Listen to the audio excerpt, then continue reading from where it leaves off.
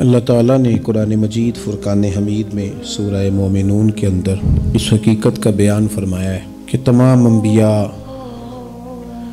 ایک ہی پیغام لے کے دنیا میں آئے، وہ پیغام توحید ہے۔ یہ امتیں ساری ایک ہی نہج پر انہیں پیغام دین دیا گیا، اور رب فرماتا ہے میں ہی تمہارا رب ہوں، مجھی سے تم نے ڈرنا ہے۔ لیکن پھر اس طرح ہوا کہ لوگوں نے نا دین میں تقسیم شروع کی، مختلف ہیلے بہانے کر کے لوگوں نے مختلف قسم کی گروہ بندیاں کی۔ بعض جگہ پہ اصولی اختلاف تو ہو جاتا ہے، عقائد کے معاملات ہو جاتے ہیں، وہاں بہرحال حق ہوتا ہے اور باطل ہوتا ہے، لیکن فروعی معاملات کے اندر بھی لوگ جہاں رائے کی گنجائش بنتی ہے وہاں بھی کسی گنجائش کو سننے کو اور قبول کرنے کو تیار نہیں ہوتے۔ اللہ تعالیٰ نے انسان کی اس عادت کو اس طرح بیان کیا کہ کل حزب بما لدیہم فرحون، ہر گروہ اسی پر نازاں ہے، اسی پر خوش ہے جو اس کے پاس موجود ہے۔ ہر جماعت، ہر گروہ جو چیز اس کے پاس ہوتی ہے وہ اس پر نازاں ہو جاتا ہے، لیکن جہاں کسی چیز کو وحدت بنایا جا سکتا ہے، جہاں کسی کی رائے کو سننے کی گنجائش ہو سکتی ہے، وہاں بھی لوگ سننے کو تیار نہیں ہوتے۔ یاد رکھیں کہ جو زندوں کا معاشرہ ہوتا ہے نا، وہاں رائے کا اختلاف بھی ہوتا ہے۔ قبرستان میں اختلاف نہیں ہوتے، کیونکہ نہ کوئی بول رہا ہے نہ کوئی بحث کر رہا ہے، لیکن جہاں لوگ دیکھتے ہیں، جہاں لوگ کان رکھتے ہیں، جہاں زبان رکھتے ہیں، وہاں پھر لوگ رائے بھی رکھتے ہیں، اور رائے کا اختلاف بھی وہاں ہو جاتا ہے۔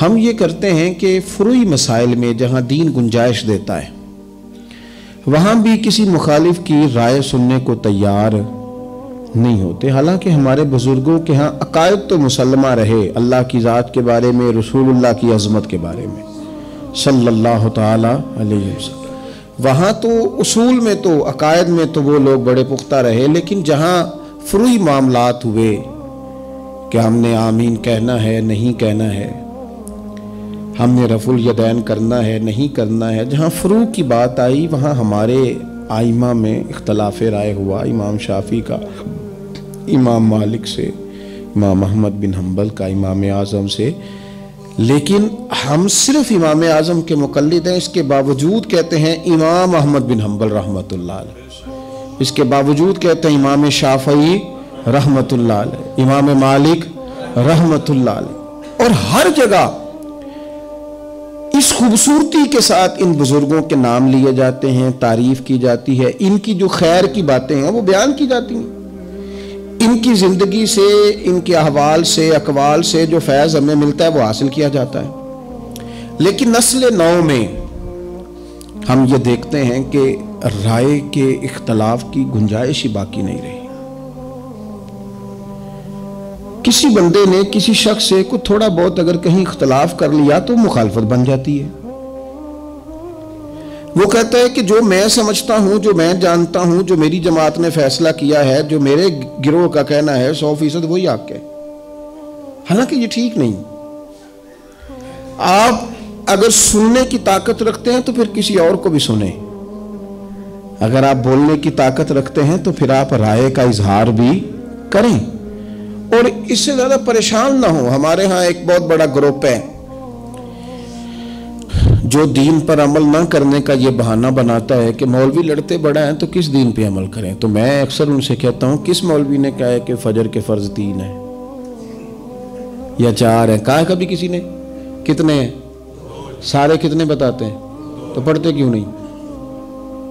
کام تو یہ ہے کہ پڑھیں۔ ظہر کے کتنے فرض ہیں؟ سارے کتنے بتاتے ہیں؟ تو کام تو اس سے ہے کہ پڑھیں۔ کسی مولوی نے معاذ اللہ کبھی کہا ہو جھوٹ بولو، فراڈ کرو، جوا کھیلو، شراب پیو، سود کھاؤ، معاذ اللہ کہا ہے کبھی کسی نے؟ تو پھر ان کاموں سے بچنا چاہیے نا۔ سب مولوی کہتے ہیں نا والدین کی فرما برداری کرو، پڑوسیوں کا حق ادا کرو، جائز کمائی کھاؤ، تو اس پہ عمل کرو۔ ہم تو بہانے بازی کر رہے ہیں، بہانہ بنا کے جان چھڑا رہے ہیں۔ اور بھائی مسلمات میں کب کسی بندے نے کوئی رائے اس سے اختلاف والی دی ہے؟ صرف یہ کہ عمل نہیں کرنا چاہ رہے۔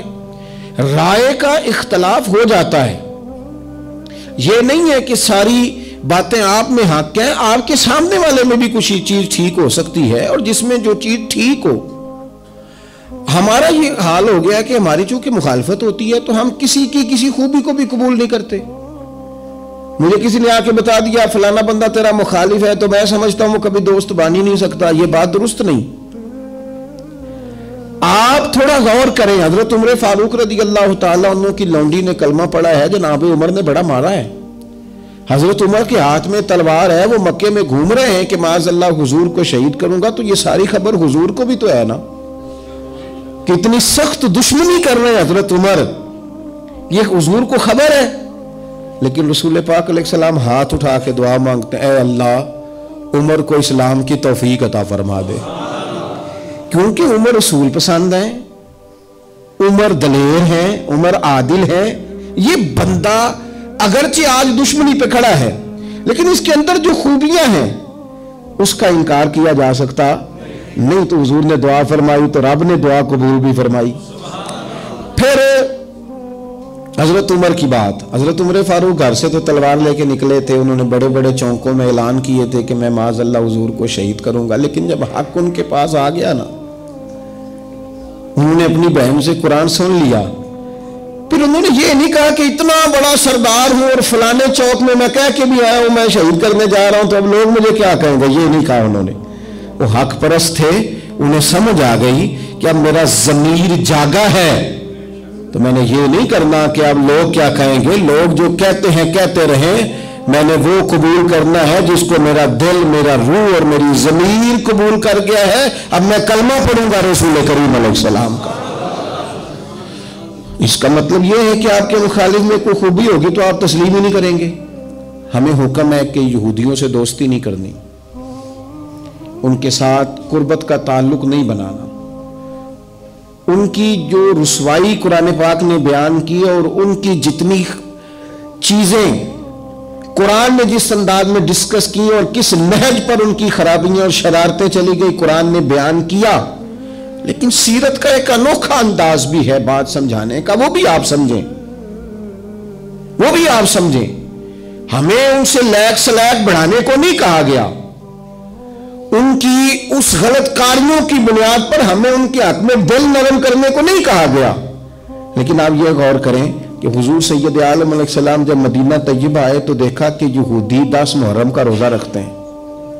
حضور نے پوچھا تم 10 کا روزہ کیوں رکھتے ہو؟ کہنے لگے اس لیے کہ اللہ تعالیٰ نے اسی دن حضرت موسیٰ علیہ السلام فرعون سے نجات دی تھی قوم کو، اور حضرت موسیٰ کلیم کو اللہ تعالیٰ نے عظمت عطا کی تھی، تو لہٰذا ہم اس شکرانے میں کہ فرعون بدبخت سے ہماری جان چھوٹ گئی ہم روزہ رکھتے ہیں۔ حضور نے کیا فرمایا؟ فرمایا ہمارا زیادہ حق ہے حضرت موسیٰ سے پیار کرنے کا، ہمارا حق زیادہ ہے، لہٰذا آج کے بعد مسلمان بھی روزہ رکھا کریں گے۔ اب اگر کوئی بندہ کام ٹھیک کر رہا ہے، محبوب بہت ساری چیزیں قبول کر لیتے، وہ الگ بات ہے کہ اللہ کی طرف سے وحی آ گئی اور حضور نے اس بات کو جو حکم آیا اس کے مطابق کر لیا، لیکن اگر کوئی بات کہیں صحیح ہو رہی ہے تو آپ مخالفت برائے مخالفت، یہ حضور کی سیرت نے پیغام دیا۔ اگرچہ آج ہمیں ان کے حق میں نرم رویہ رکھنے کی اجازت نہیں ہے، ان کی خیر کی چیزوں پر بھی دوڑنے کی ضرورت نہیں ہے، اس لیے کہ اب وہ خیر کار ہی نہیں رہے، اب وہ دور نکل گئے ہیں، کفر میں آگے بڑھ گئے۔ لیکن اگر کسی جگہ کوئی چیز ٹھیک موجود ہے، مجھے بتائیں آج یہ رویہ مسلمانوں کا ہے؟ کوئی سیاسی جماعت اٹھ کے کہتی ہو کہ فلانی جماعت میں یہ بات صحیح پائی جاتی ہے، کوئی ایک دینی مذہبی فلائی ویلفیئر کوئی بھی جماعت کوئی کام کرنے والی ہو اور وہ اٹھ کے کہتی ہو کہ فلانی جماعت کے اندر وہ چیز ٹھیک ہے ہم سے، کوئی کہہ سکتا ہے؟ اتنی جرت ہی نہیں، اتنی طاقت ہی نہیں، ہم اتنا بڑا حوصلہ ہی نہیں رکھتے۔ قبول کریں اگر کہیں کوئی خوبی ہے تو اس خوبی کو، ایک بات تو یہ اچھی طرح ذہن میں بیٹھائیں۔ دوسری بات ہمارے ہاں یہ ہوتا ہے کہ ہم خیر کی بات قبول کرنے کو تیار، اور دوسرا پہلو یہ ہوتا ہے کہ ہم نہ، اگر ہمیں پتہ چل گیا نا سامنے والے کا رویہ صحیح نہیں، ہم اپنا بھی خراب کر لیتے ہیں۔ یہ اس سے بڑی غلط حرکت ہے۔ حضرت سیدہ عائشہ صدیقہ رضی اللہ تعالی عنہ ارشاد فرماتی ہیں، یہ سنن ترمذی شریف میں حدیث موجود ہے، فرماتی ہیں کہ نبی پاک صلی اللہ تعالی علیہ وسلم نے ایک شخص کے بارے میں فرمایا، وہ شخص آ رہا تھا، حضور نے فرمایا یہ اپنے قبیلے کا برا آدمی ہے۔ کسی کے شر سے لوگوں کو آگاہ کرنے کے لیے کہ لوگ اس کے شر سے بچ جائیں، کسی کی خرابی بیان کرنا درست ہوتا ہے اگر کسی کو اس شر سے اندیشہ ہو۔ محبوب پاک علیہ السلام نے فرمایا یہ اپنے قبیلے کا برا آدمی ہے۔ حضرت عائشہ صدیقہ فرماتی ہیں نبی پاک علیہ السلام نے اس کے بارے میں یہ بتا دیا، تنبیہ کر دی، پھر وہ شخص آیا، اور جب وہ آیا نا تو نبی کریم علیہ السلام بڑی خندہ پیشانی سے ملے، حضور نے اسے پیار دیا، جو مہمان نوازی تھی وہ حضور نے کی، وہ شخص چلا گیا۔ میں نے عرض کی یا رسول اللہ آپ نے تو کہا تھا کہ بڑا برا آدمی ہے، یہ کیا بات ہوئی؟ تو نبی پاک صلی اللہ تعالی علیہ وسلم نے فرمایا عائشہ لوگوں میں سب سے برا وہ شخص ہے جس کی بد کلامی سے بچنے ہوئے لوگ اس سے میل جول ختم کر دیں۔ معنی کیا ہے بات کا؟ معنی یہ ہے کہ وہ جو ہے وہ تو ہے، لیکن ہم نے جو کیا ہے ہم نے تو اپنے اخلاق کے مطابق کیا ہے نا۔ اب کسی کو دیکھتے ہوئے ہم اپنا انداز بدل جائیں، ایک بندہ ٹھیک نہیں تو ہم اس رنگ میں ہو جائیں جس طرح کا وہ ہے۔ امام احمد بن حنبل رحمۃ اللہ علیہ وضو کر رہے تھے تو بچھو دیکھا گرنے لگا ہے دریا میں، تو آپ نے اسے اٹھایا بچھو کو تو اس نے ڈنگ مارا، پھر آپ نے اس کو رکھا باہر تو وہ پھر نیچے گرنے لگا، بھیگ گیا تھا، پھر نکالا، پھر وہ گرا، 7 دفعہ نکالا، اس نے 7 ڈنگ مارے، سارا زخمی ہو گیا۔ دیکھنے والے نے کہا حضور دفعہ بھی کریں، آپ اٹھاتے ہیں وہ ڈنگ مارتا ہے۔ آپ فرمانے لگے وہ بری عادت پہ ڈٹ گیا ہے، میں اچھی عادت کیسے چھوڑ دوں؟ وہ بری عادت پہ ڈٹ گیا، ڈنگ نہیں چھوڑ رہا، تو میری عادت بچانے کی ہے، میں اچھی چھوڑ دوں؟ ہم نے یہ کیا کہ لوگوں کی بری عادتوں کو بدلنے کی بجائے ہم نے بھی اس طرح کا ہونا شروع کر دیا۔ یہ انداز ٹھیک ہے نہیں ہے، ہم اپنا رویہ نہیں بدل سکتے کوئی کیسا بھی ہو۔ اور آپ یاد رکھیں آپ نیکی میں استقامت اختیار کر جائیں اللہ توفیق دے گا، کئی بندے آپ کو دیکھ کے نیکی کی طرف لوٹ آئیں گے، لیکن ہم زمانے کے مطابق اپنے آپ کو لے جاتے ہیں، یہ بات ٹھیک نہیں ہوتی۔ قرآن پاک نے نا اہل یہود کی ایک عادت بیان کی، وہ پتہ کیا کرتے تھے، ان کو 2 حکم دیے جاتے تھے نا اللہ کی طرف سے، تو جو ان کی مرضی کا ہوتا تھا اسے مان لیتے تھے، اور جو مرضی کا نہیں ہوتا تھا اسے چھوڑ دیتے تھے۔ اللہ تعالیٰ نے نا یہودیوں کی اس عادت کو قرآن پاک میں بیان کیا، فرمایا افتؤمنون ببعض الکتاب وتکفرون ببعض، تم کتاب کے بعض حصے پر ایمان لاتے ہو اور بعض سے کفر کرتے ہو۔ آج نا بدقسمتی سے خدا ہمیں معاف کرے معاذ اللہ مسلمانوں میں بھی یہ عادت آ گئی ہے کہ اگر ان کی مرضی کی بات ہو تو مذہب استعمال کر لیا، اور اگر مرضی کی نہیں تو پھر انہوں نے کبھی مذہب کی بات نہیں کی۔ ہمارے اینکر فٹافٹ کہیں گے او جناب یہ بات کس کا بھی تو اسلام حکم دیتا ہے، اسلام اس کے علاوہ بھی کئی چیزوں کا حکم دیتا ہے، آپ اس کی طرف بھی جناب تھوڑی توجہ کریں، کل دین بیان کریں۔ میں اکثر کہتا ہوں ایک بندہ حلال حرام کی تمیز نہیں کرتا، پڑوسیوں کو تنگ کرتا ہے، دوست اس سے بڑے پریشان ہیں، نماز کے وہ قریب نہیں جاتا، رشوت خوری، چور بازاری، معاذ اللہ ساری باتیں اس کے اندر پائی جاتی ہیں، لیکن اب اس نے کرنی ہے دوسری شادی، اب اسے یاد آ گیا کہ دین میں 4 شادیاں جائز ہیں، باقی اسے کبھی دین یاد نہیں آیا، اب اس کا ارادہ بنا دوسری شادی کرنے کا، اب وہ بڑی ڈھٹائی سے سینہ تان کے کر او بھائی 4 شادیاں جائز ہیں دین میں، او خدا کے بندے اور بھی بڑا کچھ جائز ہے، اور بھی دین نے بڑی پابندیاں لگائی ہیں۔ افتؤمنون ببعض الکتاب وتکفرون ببعض، بعض دین کی چیزوں پر عمل کرتے ہو بعض سے کفر کرتے ہو، یہ کیا بات ہوئی؟ ہمارے ہاں عورتیں کیا کہتی ہیں، وہ کہتی ہیں میں نے فلانے مولانا صاحب سے سنا ہے عورت پر ضروری نہیں ساس کو روٹی پکا کے دے، عورت پر ضروری نہیں سسر کی خدمت کرے، کہاں لکھا ہے بتائیں؟ تو میں نے کہا چلو جو لکھا ہے اس پر ہی عمل کر لو، یہ لکھا ہے دین میں کہ حضور نے فرمایا سوائے خدا کے کسی کو سجدہ جائز ہوتا تو میں عورت کو کہتا خامد کو کر، اتنا بڑا درجہ دیا، چلو اس کی ڈیوٹی کر لو۔ مسند امام احمد بن حنبل میں حدیث ہے، ایک خاتون نے پوچھا تھا یا رسول اللہ صلی اللہ تعالی علیہ وسلم عورت کے ذمہ مرد کا حق کیا ہے؟ تو حضور نے فرمایا اگر مرد کی ناک سے پیپ نکلے اور عورت اپنی زبان سے صاف کرے تو پھر بھی خامن کا حق ادا نہیں ہوتا۔ تو تو چلو بیوی سے کوئی اس پر عمل کر لے. اور اگر عورت کہتی ہے میں نے عمل کرنا ہے تو پھر دین نے اسے کہا وَقَرْنَ فِي بُيُوتِكُنَّ، اپنے گھروں میں ٹھہری رہو، نکلو ہی نہ، بغیر مجبوری کے گھر سے نکلو ہی نہ، تو اس پر عمل کرو. صرف جو تمہاری مرضی کا ہے وہ دین ہے. بعض مذہبی لوگ بھی یہ کام کرتے ہیں، جو ان کا مخالف ہو گیا وہ بے دین ہو گیا، جو ان سے پھر گیا وہ بے دین ہو گیا. آپ دین کو استعمال تو نہ کریں، دین کو رہبر بنائیں، اپنے مقاصد حاصل کرنے کی سیڑھی نہ بنائیں.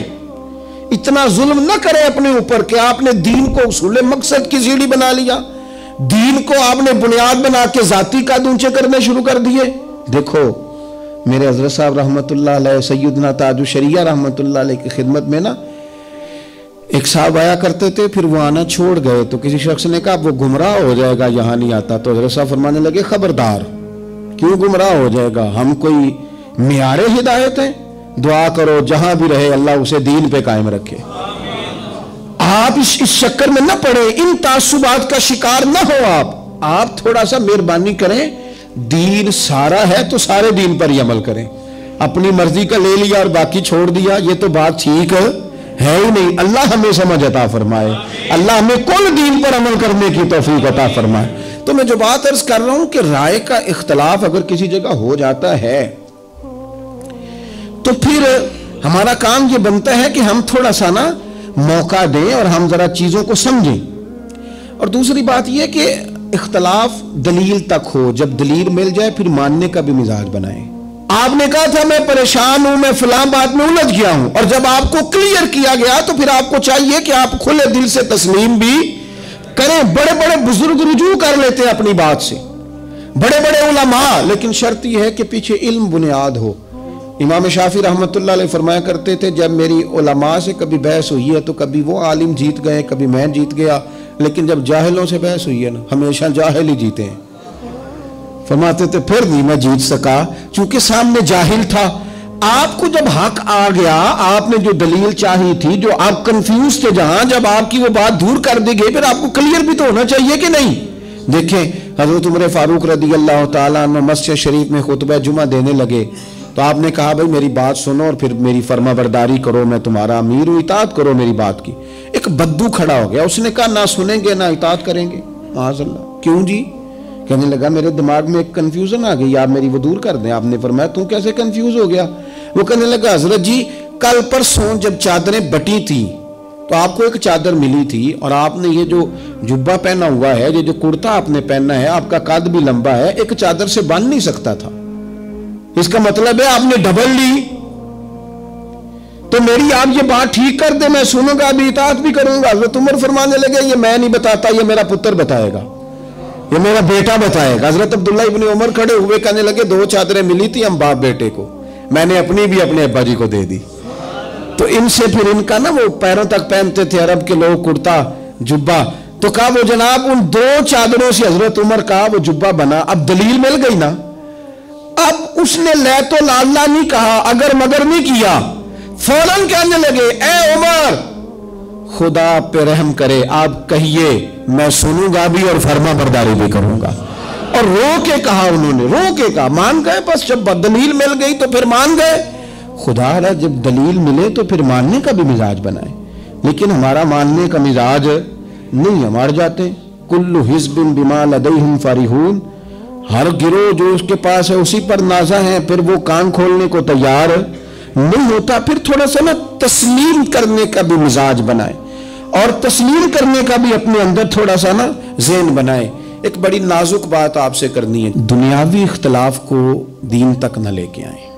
کسی بندے سے آپ کا دنیاوی اختلاف ہے، اسے دینی اختلاف نہ بنائیں. آپ کا اس سے ذاتی جھگڑا ہے تو اسے یزید نہ کہیں، اسے معاذ اللہ فرعون نہ کہیں، اسے آپ ابو جہل نہ کہیں. آپ کا ذاتی جھگڑا ہے، آپ کو ذات تک رکھیں.